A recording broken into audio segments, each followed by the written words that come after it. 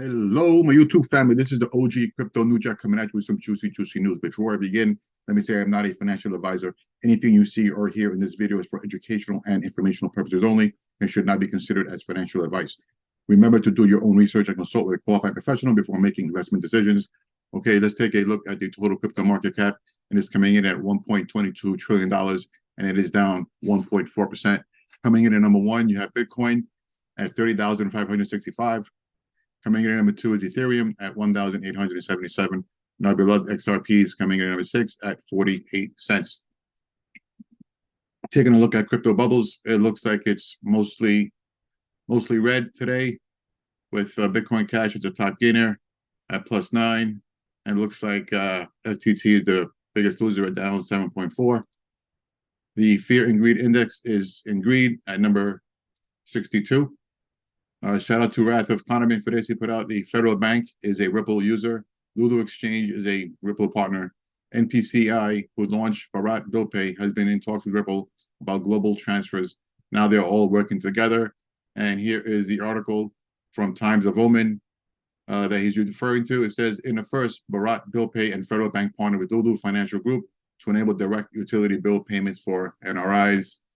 And it goes on to say, in a major boost towards strengthening the scope of cross-border remittances into India, the much-awaited Bharat Bill payment system has been activated for Indian expats living in the GCC region. Federal Bank, one of India's leading private sector banks, launched this facility in association with Bharat Bill Pay Limited, the wholly owned subsidiary of National Payments Corporation of India, and Lulu Financial Group at the Global FinTech Festival held in Mumbai earlier this week. And this is very good news. This is massive news because India is the most populated country in the world. So they do have a lot of remittances going back and forth, and Ripple is part of that. Okay, moving on. Shout out to Ido Farina. He put this, the World Bank Group, largest and best known development bank in the world, mentions XRP and Ripple nearly 20 times in DOT and blockchain documents stating Shanghai Bank announced that it is working on remittance product using Ripple for the USA China corridor. Again, more bullish news for Ripple. Shout out to Ian Binns. He put this thing out. BRICS, 30 countries participate to ditch the US dollar as a global reserve currency. And, this is what we've been seeing for a while, and it seems to be coming together, unfortunately, for the US dollar. Okay, moving on. Shout out to Digital Money. They put this thing out. A CBDC will be a mandatory for everyone. This is a video of Kristalina Georgieva. She is the head of the International Monetary Fund. And let me let it play it. If we are to be successful, CBDCs could not be fragmented national propositions. To have transactions more efficient and fairer, we need systems that connect countries. In other words, we need interoperability. And for this reason, at the IMF, we are working hard on the concept of a global CBDC platform to trade and to manage risks. And my colleague, Tobias Adrian, will talk more about. Yeah, so basically the whole entire world is moving digital. They're going to be getting their own CBDCs. And I do believe Ripple ODL will be a major part of that, as we can see that, recently a couple of nations have been stating they're going to be using Ripple's XRPL for their CBDCs. And shout out here to Johnny. He put out, all this CBDC talk is going to involve XRP somehow. Unless you're Novogratz, you'll understand that Ripple without XRP is just a wannabe JPM. Nobody knows how, nobody knows when, but it's going to happen. And with Monica Long, Ripple and ODL is going places. And I 100% agree. And that was a response to Ripple's statement where they put out the adoption of CBDCs continues to grow, with many of the world's largest central banks planning to pilot and launch their own digital currencies to complement existing fiat currencies. And most of those are going to be launched on the XRPL. Okay, moving on. Shout out to Pro Crypto Frecky. He put this video out of Larry Fink, the CEO of BlackRock, where just a couple of years ago, just like Jamie Dimon, they were just, shitting on crypto, and they seem to have changed their tune. This is what Larry Fink has to say now. The hits on BlackRock's on our website was 3,000 on COVID, 3,000 hits on a monetary policy, and 600,000 hits on Bitcoin. So what that tells you is Bitcoin has caught the attention and the imagination of many people. Well, I'll just leave it right there. Well, welcome to the party there, Larry Fink. Welcome to the party. We all knew that a while ago. Okay, moving on. Shout out to Cowboy Crypto. He is responding here to Whale Chart's tweet where they write, Mark Yusko from Morgan Creek Capital founder says that Bitcoin and the crypto markets have now entered bull territory. And Cowboy Crypto writes, Mark Yusko is the founder of Morgan Creek Digital. Mark is an interesting player in the ETH-gate. He's invested in Evertas with CMT, which is Consensus Investor, and Hashkey funded Prometheum with Wen Zhang. They are also invested in Custodia Bank with Blockchain Capital, who is invested in Civic, EEA member, Block One, Bruce Fenton's Shapeshift, Masari, OpenSea, Nervos Network with Wang Zhang, Hashkey, Multicoin, Sequoia, Dragonfly, Coinbase, Anchorage Digital, who has the first federal banking charter, Binance US, Coinbase, Digital Currency Group, and PJT Partners, amongst others. PJT was held by Hinman as an investment. Hinman was flagged for holding PJT along with Blackstone and Goldman Sachs. PJT is a huge client of Citizen Thatcher. Oh, you don't say. The chief legal officer at Custodia Bank is Chuck Thompson and happens to be ex-Shearman and Sterling, which is Hinman's old law firm. The connections are just unbelievable. Okay, moving on. Shout out to the crypto meme guy. I just thought this was funny. JP Morgan paid a fine of $4 million, and this is just him getting caught red-handed deleting the emails. Oopsie, oopsie, oopsie. Okay, moving on. Mr. Huber, we will never see the Torres ruling. And this is also another funny one because he put out earlier, we will never see the Hinman emails, and then we got to see them. So he said maybe this one will work as well this time. So hopefully he's right when he says we will never see the Torres ruling, which means the Torres ruling could be coming down shortly. Okay, moving on. Z Master Flash, he put out this video of McAfee, and I just let him talk. Nobody will use Bitcoin anymore. It's old, clunky, slow, expensive, with zero privacy. Nobody uses it. It's a piece of shit that the world has not understood yet. So, John, just to play devil's advocate, because I want to hear your thoughts on this. I mean, there's a lot of ways that they're trying to add more privacy features to Bitcoin, right?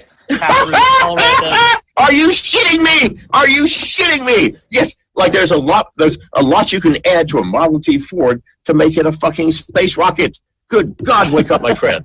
No, it's stupid. Fucking please, God. You look like a man with a brain. You know better than this. You fucking know better.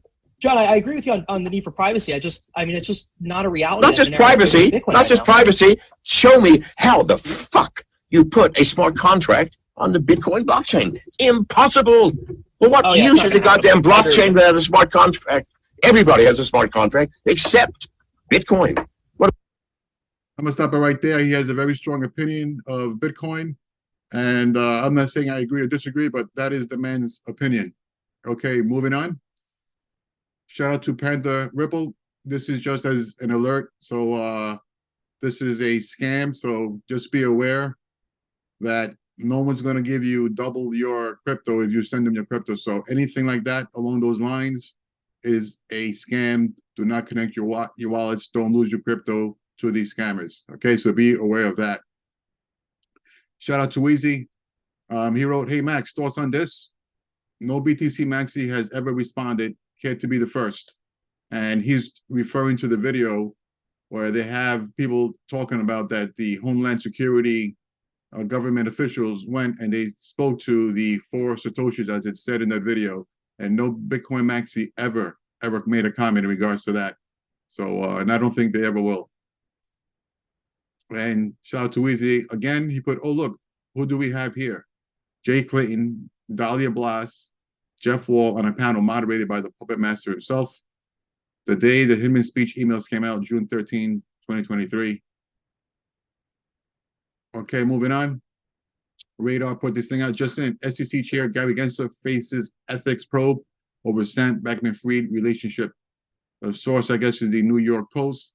And you know what? I'm glad this is happening, but I just hope they actually do something. I hope this isn't just all bark and no bite. Speaking of the SEC, Gensler in the chair, this is shout out to Ryan Selkis. He put out, Chair Gensler is either incompetent or corrupt, most likely both. And here you have the SEC protecting us from a spot Bitcoin ETF, but everything else, they're looking the other way.